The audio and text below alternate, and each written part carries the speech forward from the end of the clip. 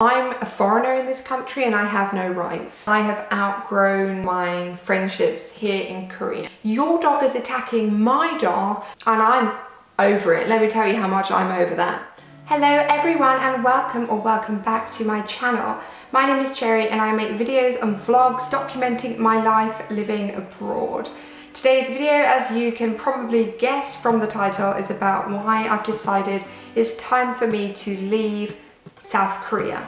Okay, so the first thing I want to talk about, of course, is teaching. I personally just don't enjoy teaching anymore. It was a realization I came to earlier in the year that I just lost my passion. At 5 years, my passion for teaching was just diminished by the school and just burnout and fatigue. You know, I couldn't do it anymore. I made an entire video about why I quit, so feel free to watch that. I don't want to spend too much time in this video discussing the toxic workplace environments in hagwons and other educational institutions in Korea.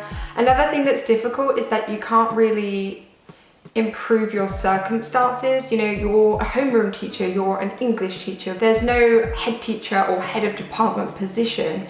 You know, you can't move above the glass ceiling, so to speak. I've been here on an E2 visa for the entirety of my stay. Without my teaching visa, I have no other way to stay. So the second thing I want to talk about is friendships and a lack of community. Obviously, as an expat here with limited Korean, you know, my friendship circle is basically just other foreigners that live here. The issue with being friends with other teachers, other foreigners, is that they are coming and going quite frequently. I feel as though it's harder to form genuine connections, as oftentimes friendships are formed on the basis of necessity. I also think that I have outgrown some of my friendships here in Korea. I made a lot of my friends through social media because we all had a vested interest in creating content, photographies, visiting the Instagram-worthy locations. There was a time where I loved going to cafes and I wouldn't mind lining up for an hour and paying 10,000 won for a latte in a plastic cup and then sitting down with my social circle and taking it in turns to, you know, take a photo of each other. But I just don't really feel like that's fulfilling for me anymore. I don't feel like Instagram is the place where I need to find all of my validation anymore. And especially since my house is filled with pets, I don't have as much free time to go and cafe hop. And I just miss the community of like just going to the pub and chatting with the locals, or you know, knowing your neighbours by their name and being able to pop over if you need some sugar. Just little things like that I really miss about being in my own home country. One of the things that I have hated for the entirety of my stay in Korea is the substandard living conditions. I know that that is a bit of a controversial thing to say, but honestly, everywhere I've lived it's been bad. There have been a multitude of issues, not to mention mold. Mold is the top problem in every single place that I've lived, and I know that other people living in Korea can relate to me. Mold is so bad for your health. The landlord doesn't fix the issue. If there is mold, they are just going to cover it with wallpaper or cover it with paint. They're not actually going to get rid of the problem. And even now when I'm in a 4-bedroom house, a nice big house, there is still an issue with mold, with damp and water leaking through the wall, which the landlord has refused to fix for the past 2 months. That is not acceptable, in my opinion. I'm also sick of living in an apartment building. Like, I just hate it. I hate having to like walk up the stairs or get the elevator to the 11th floor. I miss having a garden. Like, I really miss having a garden. And I know some people like city living, in which case, yeah, Seoul is fantastic. But I never really understood when people went onto their rooftops and said, wow, it's amazing. I never really got that wow effect. When I think back to living at my house in England, overlooking my big garden and the National Trust forest, then I feel like, wow, you know? When I look up into the sky and it's blue and not filled with pollution, that makes me feel, wow, this is great.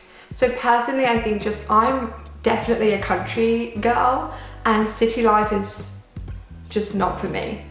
This brings me to my next point, which is that Korea is not a pet-friendly place at all. Let me tell you how much of a struggle it was for me to try and rent an apartment. Firstly, as a foreigner, but secondly, having a cat. Nobody would rent to me. They hate cats. They think that cats smell, and the smell of cats gets into the walls.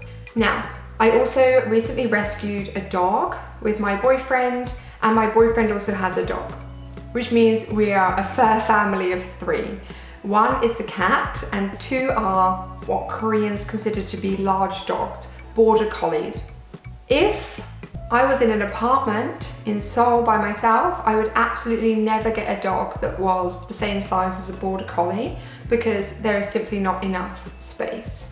And I feel like it's important for those types of dogs to have some sort of outside area. It is possible for you to walk a dog in Korea. However, through my experience, every time I walk Evie, the best behaved dog in the universe, on her lead, she listens very well, she doesn't bark, she doesn't pull, but any Korean that sees her will scream at us, will yell, dangerous, scary, and sometimes will run away or cower in fear over my dog that's not doing anything.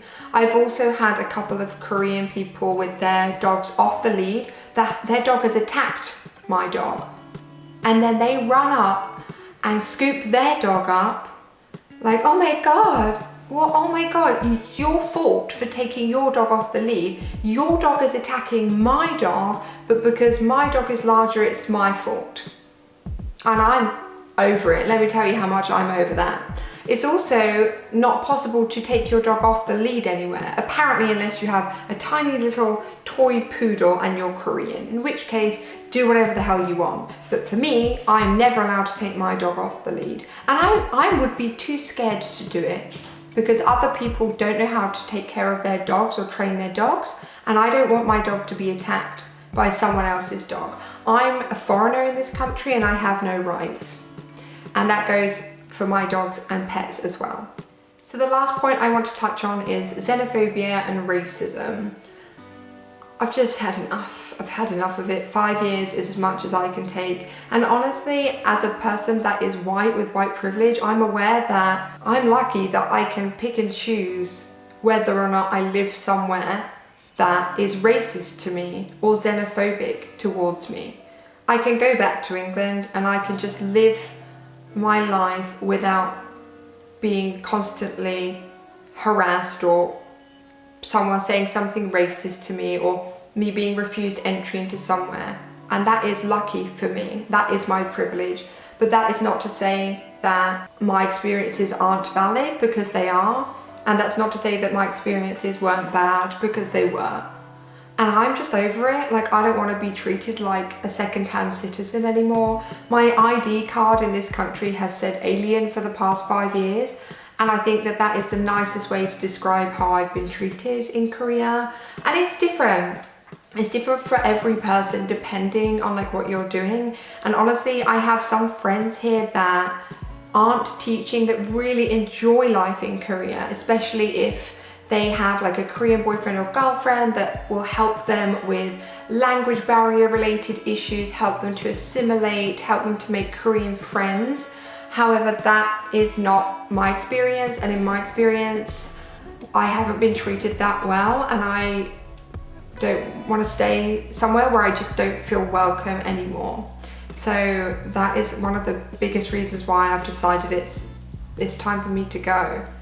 Some of you may be wondering what is next, what's the plan, where to after Korea. Well, if you are interested in knowing what I'm going to do next, then please subscribe to my channel and stay with me and follow my journey after Korea. As always, thank you for watching, and I will see you in the next one. Bye!